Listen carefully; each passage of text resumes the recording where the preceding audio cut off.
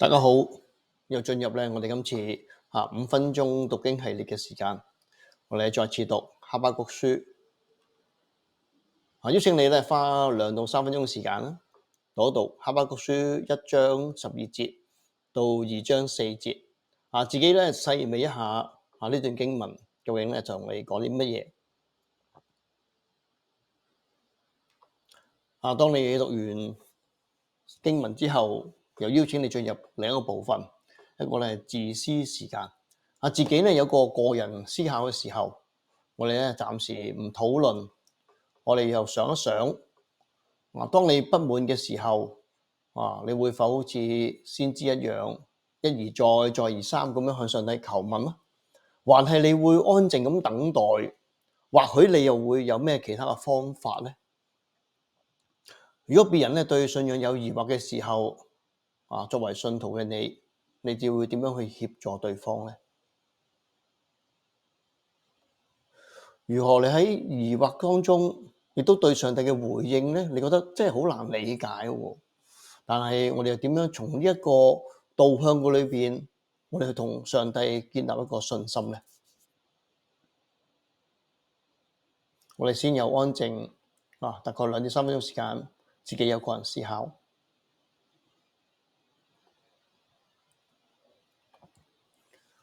接住落咧，我哋進入經文嘅時候，經文咧去到1章12到17節咧，呢個可以話哈巴谷先知咧再一次咧向上帝咧去哭訴苦訴嘅情況。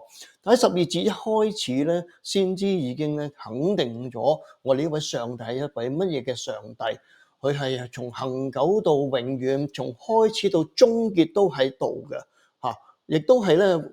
亦都表達咗咧，上帝嗰個角色咧，係其實係咩？係審判、係磐石、係治理嘅，亦都係拯救者一樣。所以咧，佢相信上帝咧係必然咧照顧、看顧佢哋各人嘅。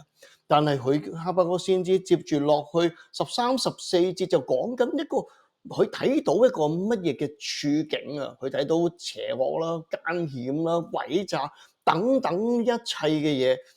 所以佢心裏邊咧好不滿，好覺得公義冇彰顯到出嚟，甚至乎佢進入一個處境，去到後半部分嘅時候，佢話乜嘢咧？我哋個處境就好似海裏邊嘅魚，好自由自在地走嚟走去，但係當有人一鬧咗佢嘅時候，報復嘅時候，佢哋被捆綁被捉住過去嘅歡喜快樂，今日跌於呢個網羅當中，甚至乎佢話呢個網羅帶俾佢啲咩啊？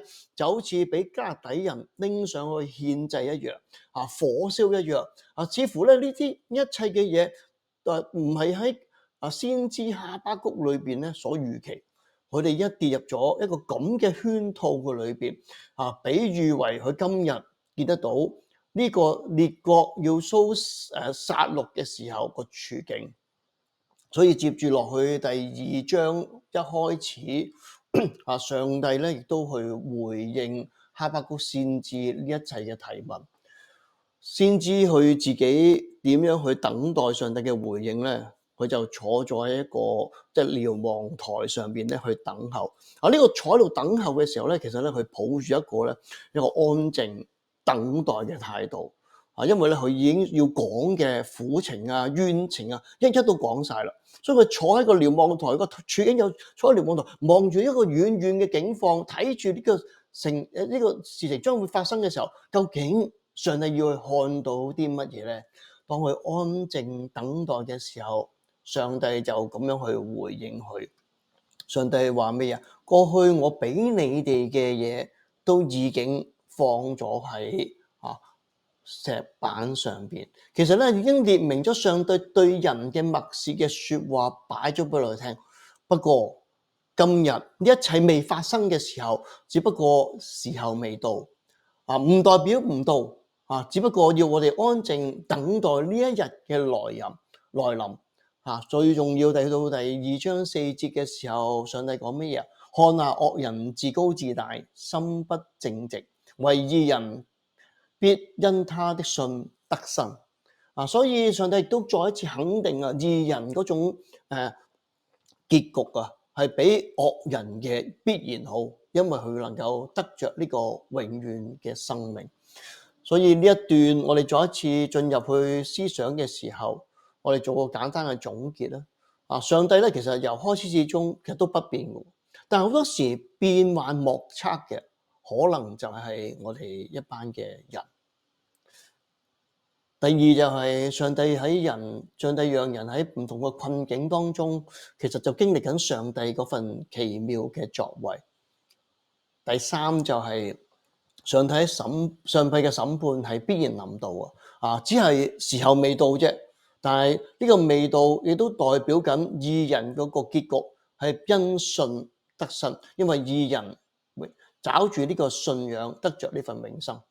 所以去到最後我哋一分享嘅時間呢段經文咧，俾你有啲乜嘢嘅提醒咧？當你遇到不滿又或許你好似先知一樣，一而再，再而三咁去上望上帝，還係你要另一個方法去等待。第三就係如果別人都面對緊一個信仰疑惑嘅時候你可以點樣去幫一幫佢咧？如果喺疑惑裏邊上帝嘅回應又好實在難以理解嘅時候，從呢個方向我哋點樣去建立得到我哋同上帝之間嗰份信心？